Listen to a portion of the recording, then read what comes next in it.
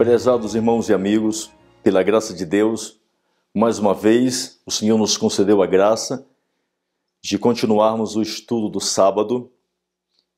Com imenso prazer e que eu convido aos prezados que acessem o canal, porque tem muito material importante para ser analisado, muita mensagem de importância vital para preparar-nos para os eventos finais.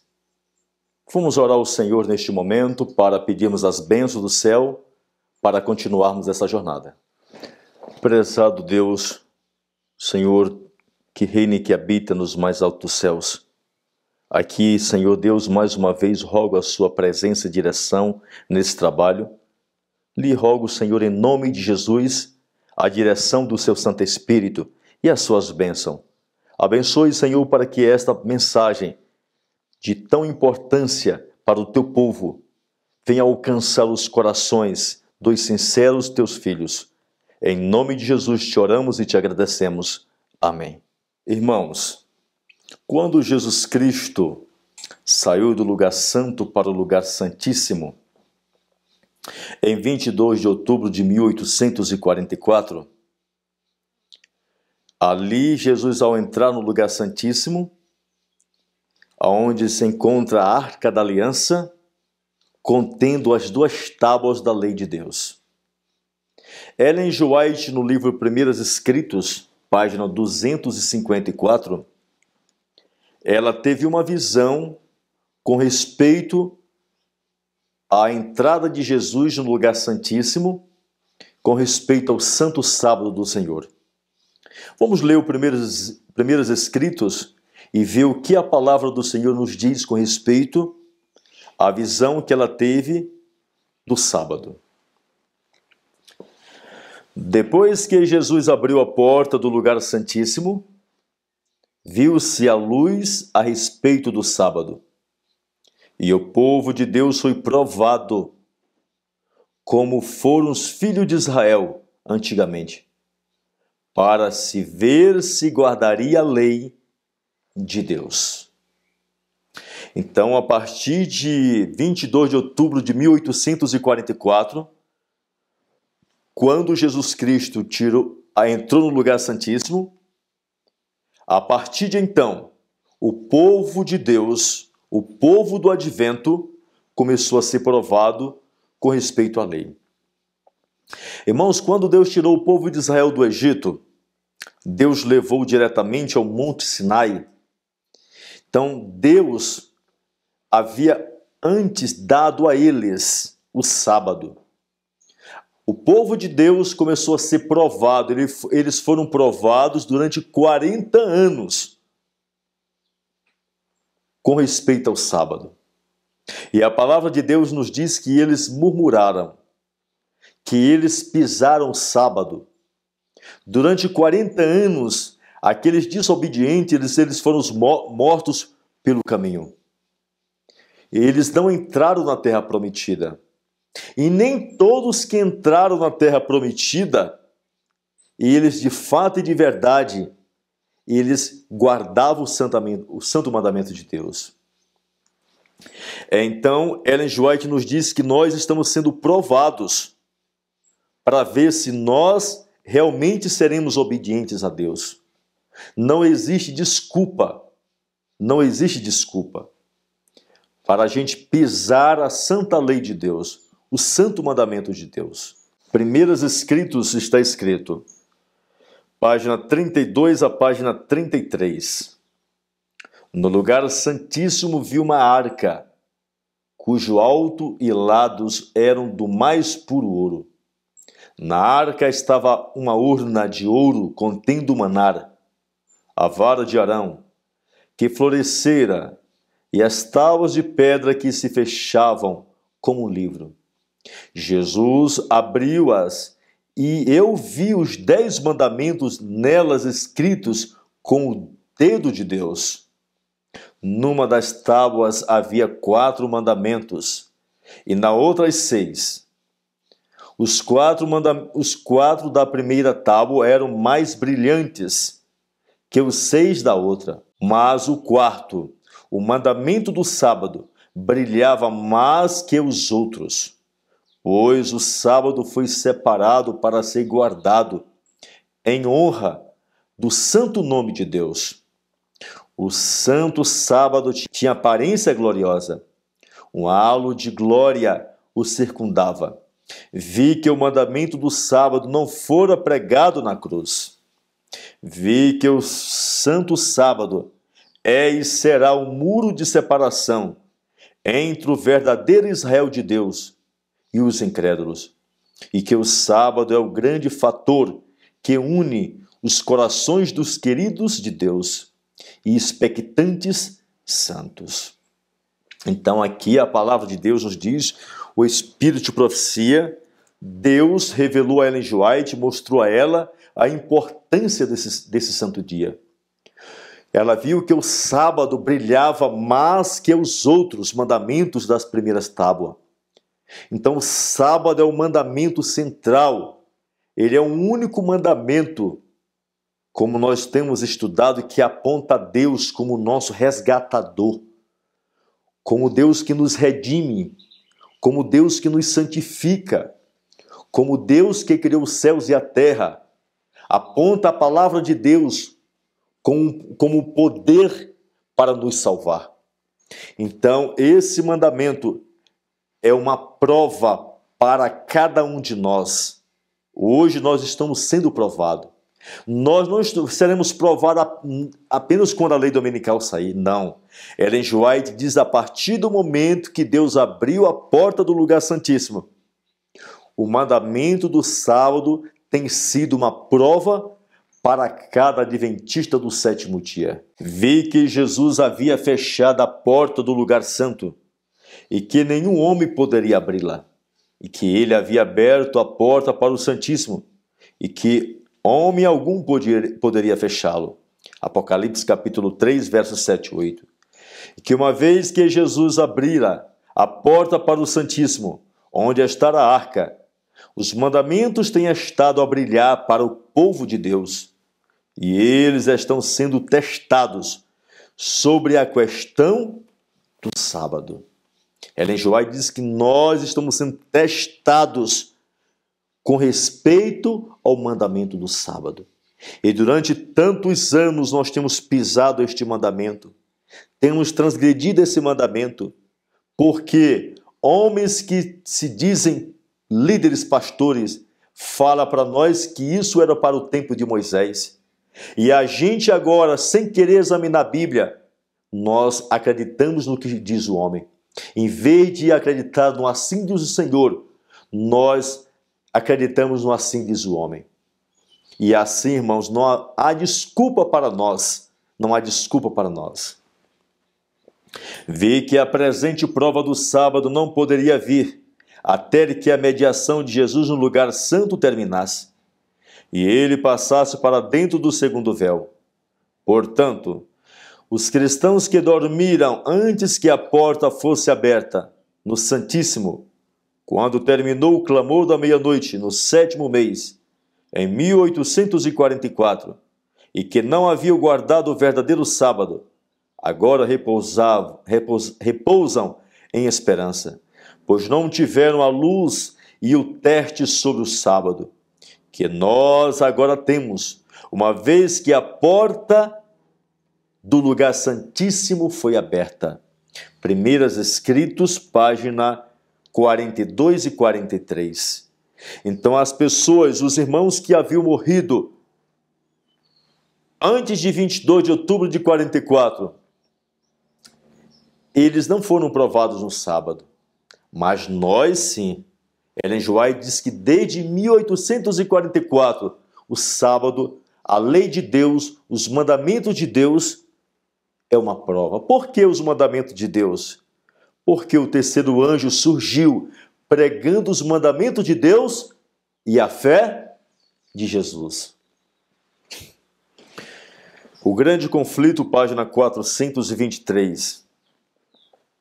O assunto do santuário foi a chave que desvendou o mistério do desapontamento de 1844. revelou um conjunto completo de verdades, ligadas harmoniosamente entre si, e mostrando que a mão de Deus dirigia o grande movimento do advento e apontara novos deveres, ao trazer a lume a posição e obra de seu povo. Então, um conjunto completo de verdades foi revelada através do santuário. O santuário no céu, quando a porta foi aberta do Santíssimo, Deus revelou um conjunto completo de verdades. E Ellen G. White diz ainda, novos deveres que o povo milerita não havia compreendido, porque a porta do lugar santíssimo ainda não tinha sido aberta. Esses novos deveres pertencem a nós. Nós devemos examinar a palavra de Deus, a Bíblia e o Espírito de profecia, para sabermos que deveres são esses, que novos deveres são esses que Deus tem a nos comunicar. Que conjunto completo de verdades é esse que Deus deu à Igreja Adventista do Sétimo Dia? Eu não devo ir a nenhum pastor, a nenhum ancião para eu saber esse conjunto completo de verdades, esses novos deveres. Devo pegar a minha Bíblia, comprar os livros de Ellen G. White, que é o dom de profecia, e saber de quais são os deveres que Deus tem para mim. Que conjunto completo de verdades são esses que Deus me enviou a partir de 22 de outubro de 1844. Do contrário, irmão, nós iremos nos perder, assim como se perdeu a nação judaica. O Grande Conflito, página 605. O sábado será a pedra de toque da lealdade, pois é o ponto da verdade especialmente controvertido. Ellen G. White diz que é uma pedra de toque de lealdade.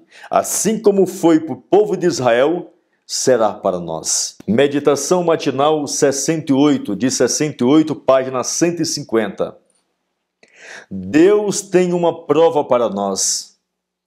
E se alcançarmos a norma, seremos um povo especial. O sábado traça uma linha de separação entre nós e o mundo, não polidamente, mas em cores nítidas e distintas para os que receberam a luz desta verdade. O sábado é uma prova, e em torno deste ponto girará o último e grande conflito entre a verdade e o erro. Todos os que professam guardar a lei de Deus devem estar unidos na sagrada observância de seu santo sábado. Então o sábado é uma prova para nós. Mais uma vez ela diz, o sábado é uma prova. E em torno desse santo dia é que vai se levantar o último e grande conflito contra o povo de Deus, contra essa lei de Deus. Por quê? Porque o diabo quer ser adorado. O diabo, ele quer ser o Deus deste mundo. E o sábado é o grande memorial que mostra para o universo inteiro que Deus é o Deus eterno, que Ele é o Deus que santifica. Então o diabo quer derrubar esse memorial para que as pessoas não vejam a Deus como Deus eterno. Por isso que o diabo odeia tanto o sábado, porque o sábado é um mandamento, é um memorial de Deus. Devemos tomar para nós esta lição. De novo, o anjo destruidor está para passar através da terra. Deve haver um sinal posto no povo de Deus. E esse sinal é a guarda do seu santo sábado, irmãos. Não devemos seguir nossa própria vontade e juízo e lisonjear-nos com o pensamento de que Deus aceitará as condições que impusermos. Ah, irmãos, o sábado é o selo de Deus. O anjo vai passar para selar o povo de Deus. Não devemos seguir nossa própria vontade, disse ela, nem seguir nosso próprio juízo, e lisonjear-nos com o pensamento de que Deus aceitará as minhas condições. Deus não vai aceitar as minhas condições. Eu não devo impor a Deus as minhas condições. Não, irmãos. Aquilo que para vós parece sem importância pode ser da maior consequência nos planos especiais de Deus para a preservação de vossa vida ou salvação de vossa alma. Então aquilo que a gente diz, não, isso não tem importância, cozinhar no sábado não tem importância, aí não tem nada a ver, não tem nada a ver isso aí. Não, só colocar esse engraxar esse sapato aqui não tem importância nenhuma, coisa tão simples. Eu não abri o comércio, eu não estou... não tem nada a ver. Irmãos, Ellen G. White diz bem aqui, aquilo que nós chega e diz, não, isso aqui não tem importância, pois para Deus tem importância. Porque se para ele não fosse importante, ele não teria mandado os seus profetas escrever na palavra para cada um de nós. Deus prova a nossa fé dando-nos uma parte a desempenhar em relação com a sua interposição em nosso favor.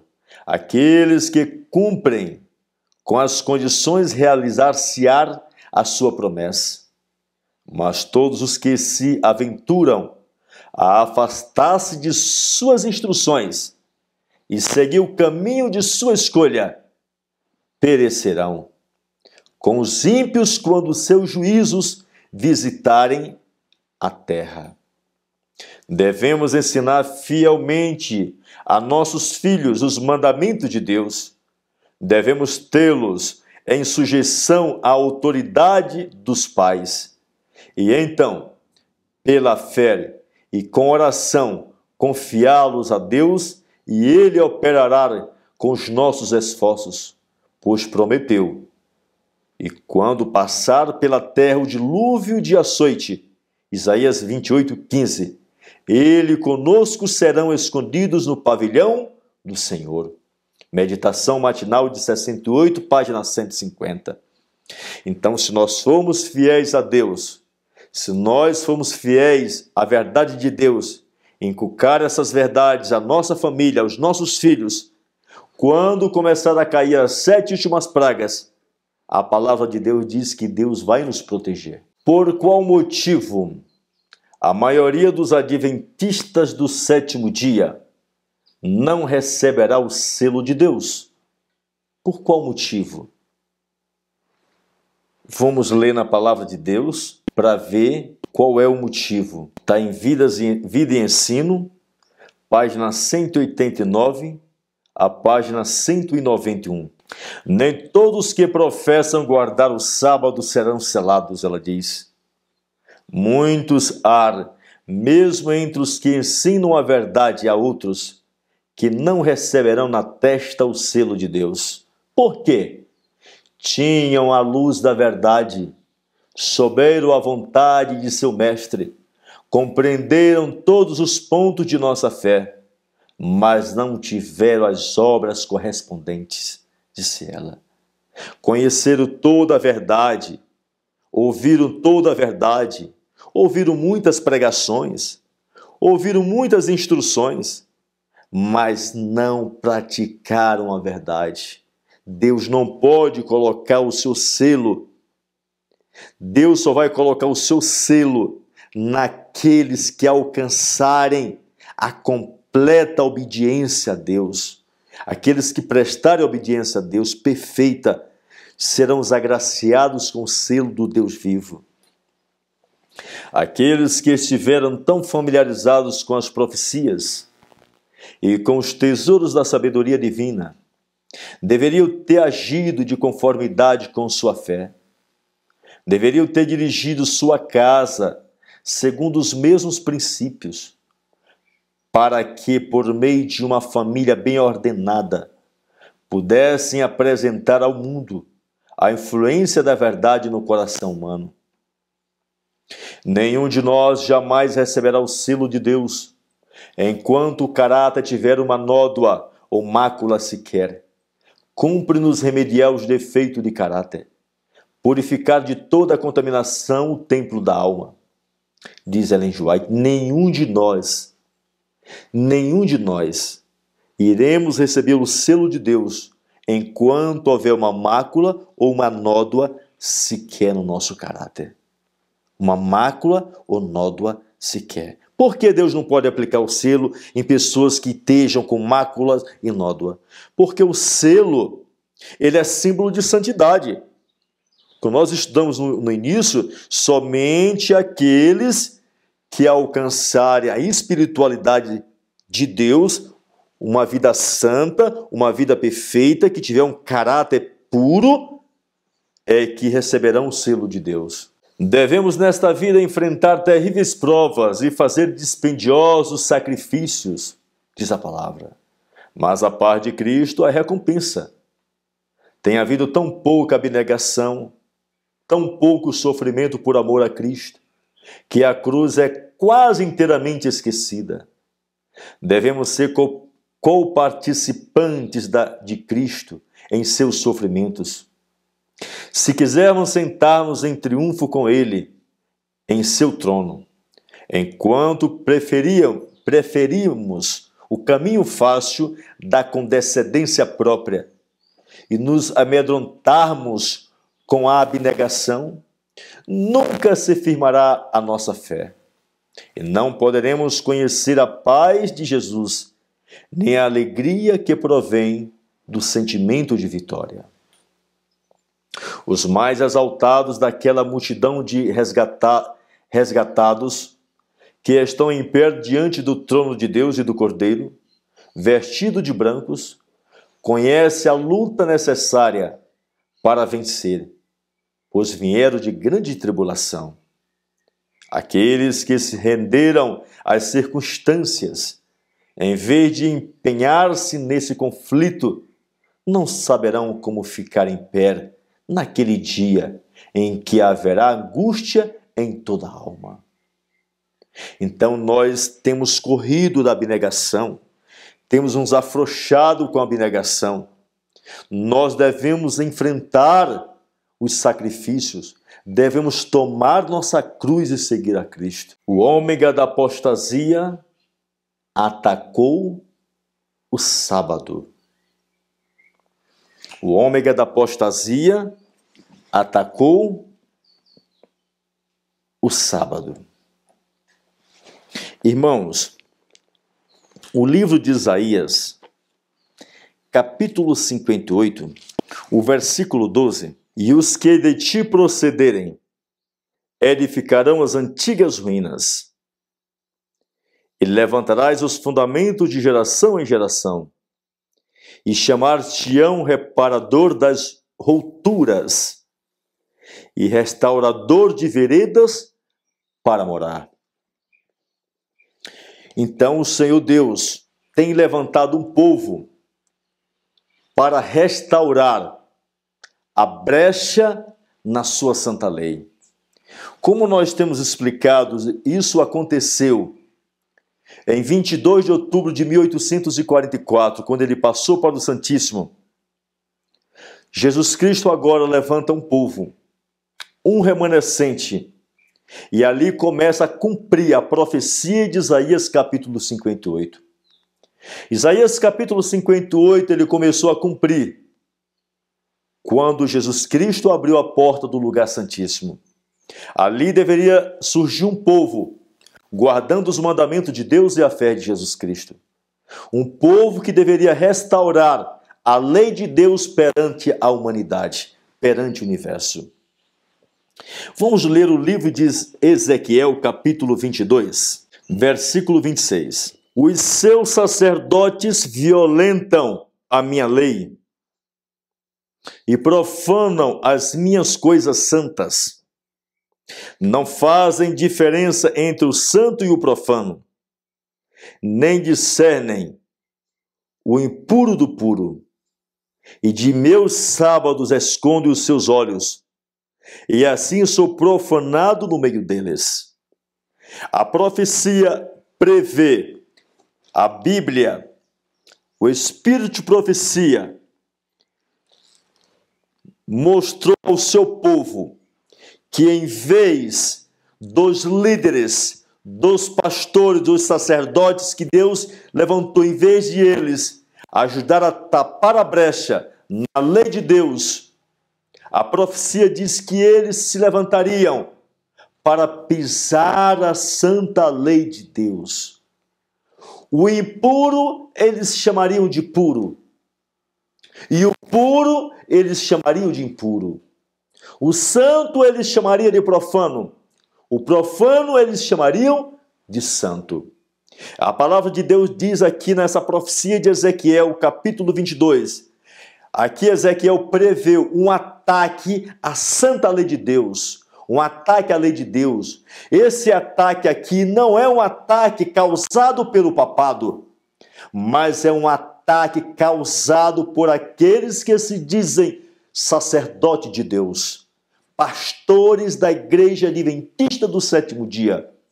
É uma profecia para os nossos dias. Ellen G. White, ela diz que os profetas do Velho Testamento, e eles escreveram menos para o seu tempo, eles escreveram para o nosso tempo. E aqui nós estamos vendo essa profecia. Ela diz bem aqui que eles não discernem o puro do impuro, e eles têm profanado o sábado de Deus.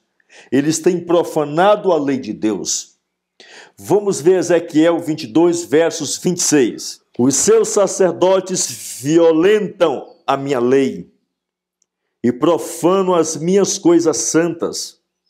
Não fazem diferença entre o santo e o profano, nem discernem o impuro do puro, e de meus sábados esconde os seus olhos. Assim sou profanado no meio deles. Ou seja, no meio da Igreja Adventista do Sétimo Dia. Ezequiel diz que Deus seria profanado no meio da igreja, que os pastores se levantariam para atacar a lei de Deus, para pisar o santo dia de Deus, levaria os membros a profanar esse santo dia. Hoje essa profecia está se cumprindo. Nós estamos vendo toda a nossa igreja pisando o sábado. Os líderes se levantando e dizendo que não é pecado manter relação sexual no sábado, que não é pecado cozinhar no sábado. Hoje nós olhamos dentro de nossas igrejas, no próprio dia de sábado, cantores que vão cantar quando termina o culto, vão vender CD, fazendo propaganda de vendas, fazendo propaganda de comércio dentro de nossa igreja em pleno santo dia do Senhor. É uma profecia que hoje está se cumprindo. Ezequiel capítulo 22, versos 26. Vamos ver o versos 28. Os seus profetas têm feito para eles cobertura com argamassa não temperada, profetizando vaidade, adivinhando-lhe mentira, dizendo: assim diz o Senhor Deus, sem que o Senhor tivesse falado. Assim diz o Senhor Deus, sem que o Senhor tivesse falado pelos seus lábios. Olha, irmãos, vamos detalhar bem esse versículo. Aqui diz que esses homens, eles prepararam uma argamassa. Deus levantaram uma outra muralha, certo? Prepararam uma argamassa falsa, uma falsa reforma. Uma falsa reforma nós encontramos bem aqui. Uma falsa reforma. Se nós olharmos em Mensagens Escolhidas, volume 1, página 204, Ellen G. White, ela diz que eles iriam iniciar um movimento, uma falsa reforma, dando uma melhorada nos mandamentos de Deus. Versos 30. E busquei dentre eles um homem que estivesse tapando o muro e estivesse na brecha perante mim por esta terra, para que eu não a destruísse. Porém, a ninguém achei. Irmãos, aqui no Brasil, eu sou brasileiro, estou pregando aqui no Brasil. Até hoje nunca vi um pastor que guardasse o sábado e que ensinasse a verdadeira guarda do sábado. A palavra de Deus não mente. A Bíblia diz que eu procurei, mas não achei nenhum deles que tapasse a brecha na lei de Deus. A Bíblia diz, o livro Testemunhos para Ministros 105, 107, Ellen White diz que Deus está chamando homens para assumir o lugar daqueles que foram chamados para fazer a obra, mas não fizeram.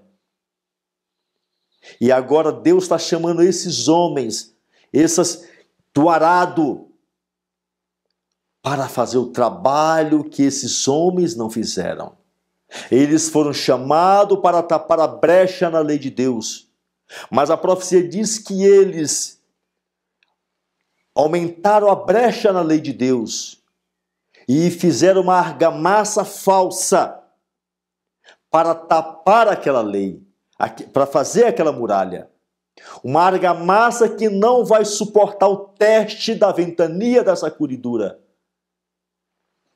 Prezados irmãos, atentamos bem para essa profecia de Ezequiel, capítulo 22. Ela está se cumprindo. Irmãos, a lei de Deus é uma muralha. No passado, quando uma cidade, Deus levantava uma cidade, Deus construía muros. E ali Deus colocava uns atalaias bem em cima dos muros, para quando viesse o inimigo, eles tocar a trombeta, para despertar o povo, para que eles não fossem pegos de surpresa. Os muros daquela cidade eram a proteção daquele povo. Sem as muralhas daquela cidade, aquele povo estaria desprotegido e eles seriam invadidos pelos inimigos. Prezados irmãos, essa muralha representa os 10 mandamentos, representa os princípios que Deus levantou na Igreja Adventista do sétimo dia. Essa muralha, ela foi jogada por terra. E ela foi jogada por terra, essa muralha. E aí, irmãos, invadiu, entrou todo tipo de ave imunda e detestável dentro da cidade de Deus. Então hoje nós olhamos uma multidão de pessoas dentro da Igreja Adventista do sétimo dia. Pessoas são mundanos, são babilônicos, são egípcios, que entraram. Por que entraram? Porque a muralha está por terra. Elas entraram porque não teve uma muralha que os impedisse de entrar. E eles entraram e hoje estão dominando a cidade de Deus, que é a Igreja de Deus. Hoje eles estão tendo o controle da Igreja de Deus, da Igreja Adventista do sétimo dia. Homens e mulheres profanos dominando a Igreja de Deus com músicas ímpias, músicas satânicas, músicas dançantes dentro da Igreja de Deus.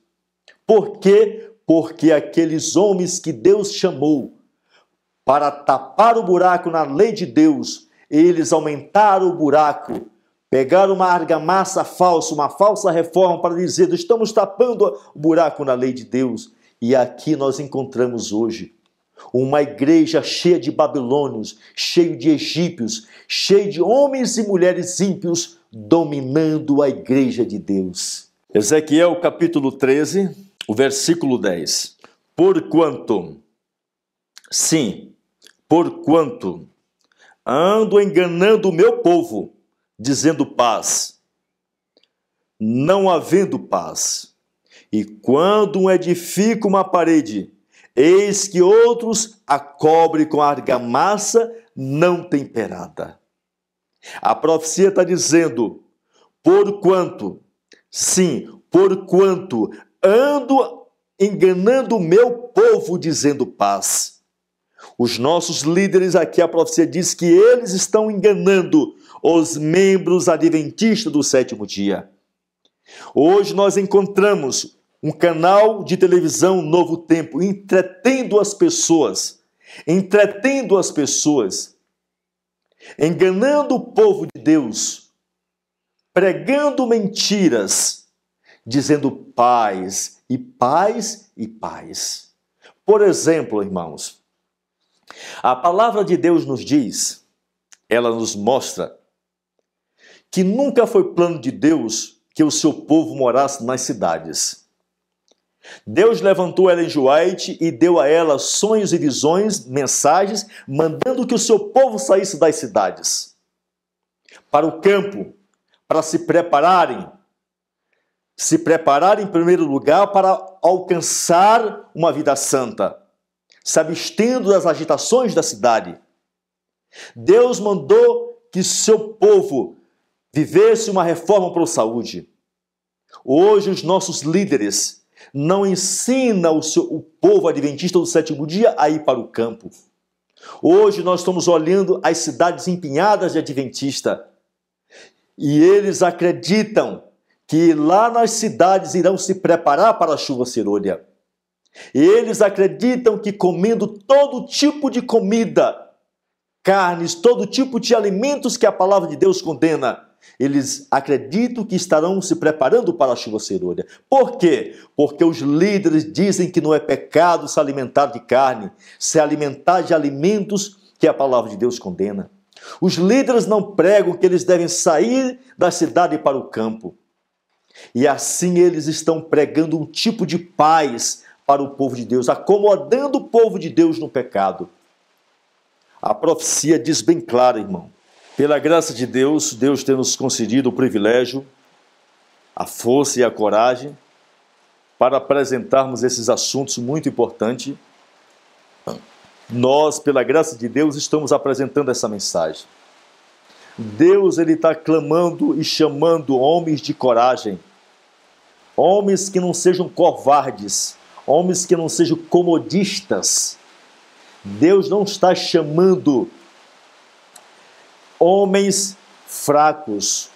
Deus está chamando homens que levante a sua voz e desperte o povo de Deus. Deus está chamando reformadores. Deus não está chamando conservadores. Conservadores Deus não quer. Conservadores Deus não chama, porque são homens fracos que não têm coragem de impor a bandeira. Deus está chamando reformadores. Iremos orar nesse momento para Deus conceder-nos mais graça ainda para continuarmos essa mensagem e depois retornaremos para dar continuidade a essa mensagem de muita importância. Oremos ao Senhor. Querido Pai Celestial, obrigado, Senhor, por ter nos concedido o privilégio de colocar-me de joelho diante da Tua presença. Obrigado por essa mensagem que o Senhor tem nos concedido a comunicar à Tua igreja, ao Teu povo. Abençoe o Teu povo, Senhor, com um coração humilde, para que essa mensagem alcance e ao alcançá-los eles venham recebê-la de bom grado e assim se prepararem para recebê-lo na fronte o Teu santo selo. Em nome de Jesus, Senhor, te somos gratos. Amém.